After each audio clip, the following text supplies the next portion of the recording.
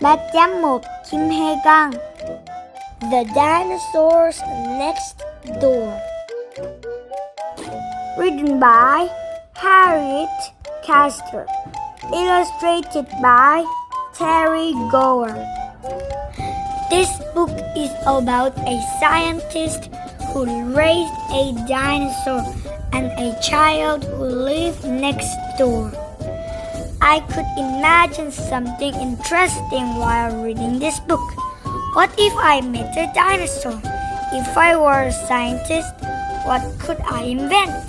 I hope that friends who heard this book laugh like me. Chapter 1. Mr. Puff. Mr. Puff lived in a tall blue house. Outside, it looks a little odd. Inside, it was even stranger. Mr. Puff was an inventor. His whole house was crammed with amazing inventions. His latest invention moved him from place to place in an instant. Before that, he invented a robot to clean up spills. And before that, he invented a wheelie cup. But it spilled most of his tea, which was why he invented the robot.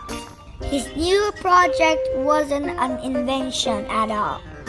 But it was so exciting, he had asked Sam, his friend from next door, to see it. Sam had promised to come over after school. Chapter 2. The Eggs.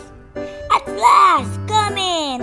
When Sam arrived, Mr. Puff was bursting with excitement. They have to be kept in the dark until the last moment. He led Sam to his study and dived under a table. With a smile, Mr. Puff came out with a bath. Eggs, said Sam, looking at the 4 big eggs. These aren't just any old eggs, said Mr. Puff.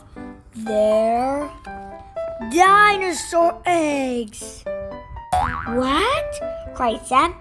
But the dinosaurs died out zillions of years ago. How? Where? Mr. Puff looked mysterious. Oh, they were to pay me for an invention, he said. Just then, the blue spotted egg began to giggle and jump and bump in the basket. A crack appeared, zigzagging along the shell, then another, and another, until finally a little green head burst out. Wow! said Sam. The creature started at Sam. Sam started back. Isn't it wonderful? said Mr. Puff. It's unbelievable. It's fantastic. But it is a dinosaur? said Sam. Was it possible? Did it look like a dinosaur? As they watched it, the other eggs began to giggle and jump and bump in the basket. Their shells shattered. The eggs had hatched. The baby dinosaurs were very lively. They looked around making excited squeaks. I expected they're hungry, said Mr. Puff. What do dinosaurs eat? Let me go home for my dinosaur book, said Sam, and raced off. Soon he was back. That one looks like ours, said Sam. He pointed to a blue dinosaur with red spikes on its head. That one eats meat then, said Mr. Puff. But some dinosaurs only eat plants. They weren't sure what sort of dinosaurs the others were. So Sam put out a large plate of cat food and a large plate of salad, just in case. It's my dinner time too, said Sam. I have to go, but I'll be back. I must be the only person with dinosaurs next door. Chapter 3. Bigger and Bigger. Over the next 3 days, Mr. Puff watched the dinosaurs. He watched them grow and grow and grow. By the 4, he had to invent an extra long ruler to measure them all. By the 5th day, he was worried. They're getting fierce. They just keep growing, he told Sam. Can you invent something to stop them? Sam asked. That's it, cried Mr. Puff. He ran up to his dark, dusty attic and came back with a silver box on wheels. A yellow hose sat coiled like a snake on top. What is it? Asked Sam. Tissue! This is my size O machine, Mr. Puff said proudly. It makes things shrink or grow. Perfect, said Sam. Does it work? Of course it works, said Mr. Puff.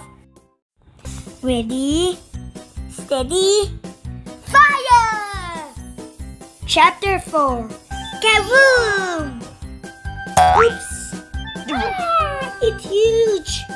Oh dear, said Mr. Puff. Something must be wrong. He peered inside the machine. Ah, he said. I had my wires crossed.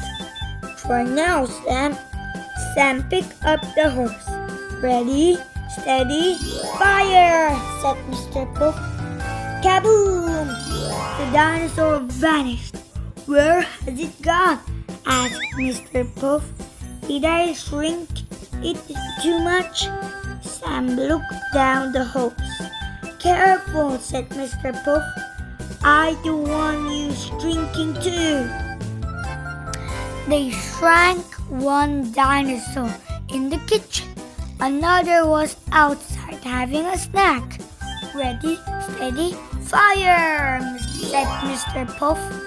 But where was the last dinosaur? Just then, they heard a crash from the bathroom.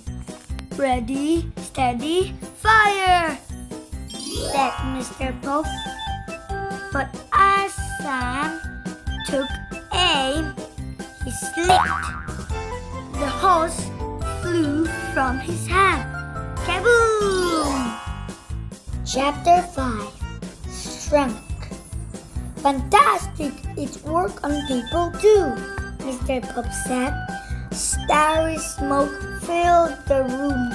When it cleared, Sam was in shock.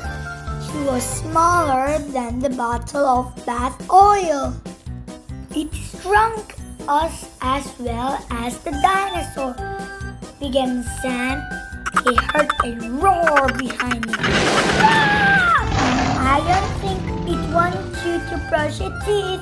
If we could just distract you. Suddenly, the dinosaur looked at the door.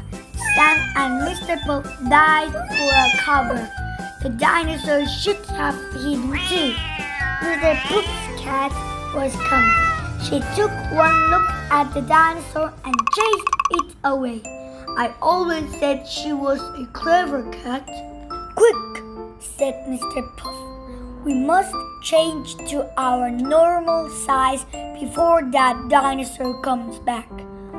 First, they had to move the dial. Sam pushed, Mr. Puff pulled. It was hard work. Then they dragged the hose into place. By now, they were exhausted.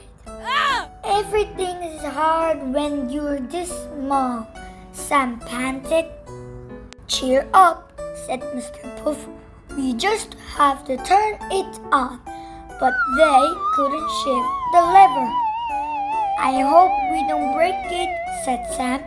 Mr. Puff didn't have any puff to say anything.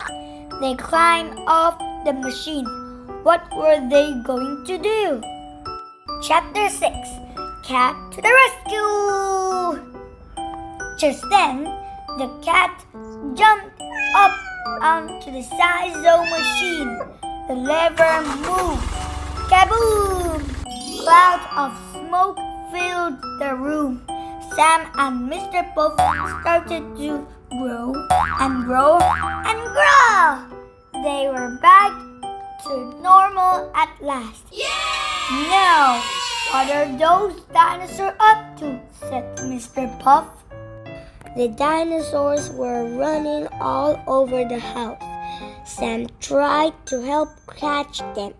The dinosaurs thought it was a game. Got you, cried Mr. Puff as he scooped up the blue dinosaur. Phew, they're worse than puppies. What I am going to do with them? Thinking of puppies gave Sam an idea. If you can train dogs, why not dinosaurs? Brilliant, said Mr. Puff. And then maybe you'd like one as a pet. They're very sweet. Thank you, Sam said, but I'd rather just visit them sometimes. I think I prefer my dinosaurs in books. Sam never told anyone about the dinosaurs next door or his narrow escape. But whenever he saw Mr. Poop's cat, he always took out a saucer of milk to thank her. The end.